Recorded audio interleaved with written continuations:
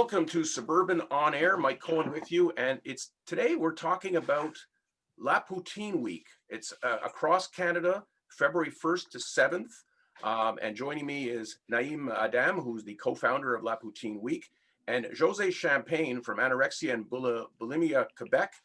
And we'll find out why is she on this call? Why are we talking to her about Poutine? We'll find out shortly. First of all, well, maybe we'll start, Jose. How does an organization like yours get involved in La Poutine Week? It's not kind of the marriage we would normally think about when we think of Poutine and eating disorders. Well, this is actually the third year that we're partnering up with La Poutine Week, so we're very, very happy. It's actually interesting because when you think of eating, eating is something that should be a source of pleasure, something that gives you a lot of enjoyment, a lot of discoveries. For people with eating disorders, unfortunately, eating can be something which can trigger a lot of guilt, a lot of negative emotions. So one of the things that we tend to do, and a lot of our actions are geared towards rediscovering the pleasures of eating. And the pleasures of eating, unfortunately, is very much absent for people who have eating disorders. Food are often labeled as good or bad, permitted or prohibited. So there's very little harmony with eating. There's very little balance. So that's one of the things that we thought is very interesting in partnering up with La Poutine Week, is to promote the pleasures of eating. A lot of the creations that the restaurants do with the poutines is really wonderful. It's a lot of it's art, and we find that it's very nice to discover all of the different creations. So we really want to promote the pleasures of eating, that all foods are good, and we want to promote balance in what we eat, and really to rediscover the pleasures of eating. That's a great explanation. Naïm, why don't you tell us, how did La Poutine Week begin? Where did it all start? How did you come up with the idea? So the idea started with Thierry and I, my co-founder, almost 10 years ago. So this will be our 9th edition of La Poutine Week, where we were having burgers together and out in the terraces of Old Montreal. How I miss them.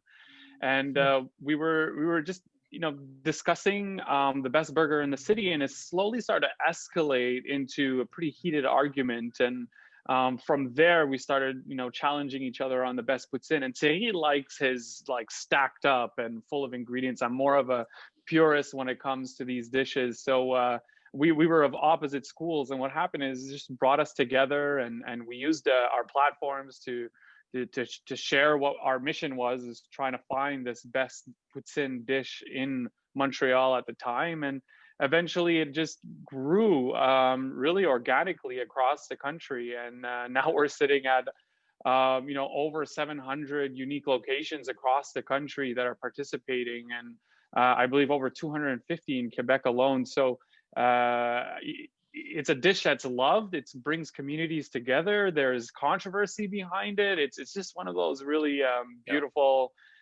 things, I guess. Well, I can tell you that poutine was a food that I was exposed to many years ago. The first time I ever saw it is when I went to see a junior hockey game in Laval, and it looked did not look appetizing to me at all. It was like the beginning of poutine, probably. But then 2 years ago, I was invited to the grand opening of a Poutineville on Queen Mary. And they started bringing 1 million different poutines to the table to taste. I went back there for lunch a week later. I couldn't believe the variety of poutine. So I think that's really, poutine has come a long way, Naïm. Oh yeah, it's come a long way. There's this huge evolution. I mean, it's been around for over 50 years, originating here in Quebec, and has a lot to do with the freshness and the cheese curd itself. And that's why Saputo is just this great partner with us in supporting these small businesses. And as that cheese starts to become more accessible and the dish starts to become more trendy, it starts to explode into different cities and different platforms. But you know, a good poutine during a hockey game, I mean, that to me is an ideal situation right there. Yes, yes, yes. Jose, we've been hearing a lot in the news, in fact, in recent days about Mhm. how difficult the pandemic has been for people with eating disorders. Could you Yep. expand upon that, how it's affecting them?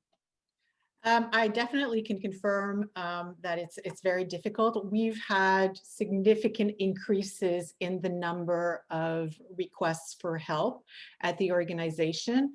Um, I think I being so isolated, having so little contacts with your family, your peers, lack of routine, uncertainty about what the future holds, increased time on social media, all of these things have been, have had a huge impact on people who were either already vulnerable to developing an eating disorder or people who've had eating disorders and who have relapsed. Yeah, it's definitely been on the rise, and we've seen it, in the hospitals, increase in the number of hospitalizations, and in other countries also.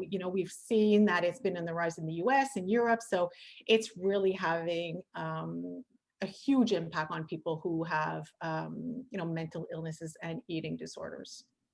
Naeem, of course, I went to La Poutine Week last year. I think I went to Baton Rouge to celebrate it and have some poutine. Can't do that this year. No sit down. We're in a No. pandemic, so you've had to change gears. You have a different format this year. It's takeout and delivery, and you're working with Skip the Dishes. Yeah, exactly. A couple of months ago, we were afraid that we weren't going to be able to have our restaurant festival. I mean, if you just think about it, how does someone, go about having and doing a restaurant festival during COVID? But we did adapt, and we saw a huge boom in interest as well. At first, what we did is we just reached out to restaurants, asking them like, "Hey, what do you think? We might not be able to do this."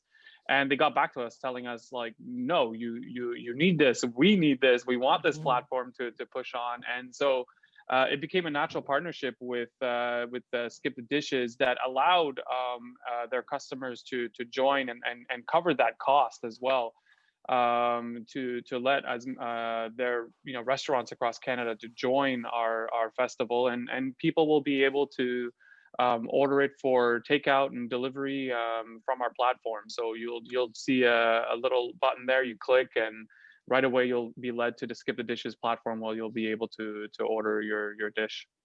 I wonder if John Hamm will be having any having any poutine. I love his commercials for Skip the Yeah, Dishes. I never get tired. Him and that I'd love to interview him and that his friend, his butler. yeah, exactly. Very, very funny. Jose, do you like poutine? Absolutely. Yeah, I would tell you that I'm more the kind of, Naeem said, the more traditional poutine. Hmm. But yes, I do, and I intend on ordering poutine during Poutine Week for sure. Yeah, I'm looking forward to going through the list of Montreal restaurants and picking one. It's a lot of fun. So people can go to lapoutineweek.com, and for your organization, they could go to anebquebec.com. Mhm. It's a fantastic website, by the way. I Thank spent you. quite a bit of time on it. You really do such amazing things. And so keep up the great work. Good Thank luck, you. Naeem. And Thank thanks to you. both of you for joining me. My pleasure. Take care. Thank you so much. All Thank right. you.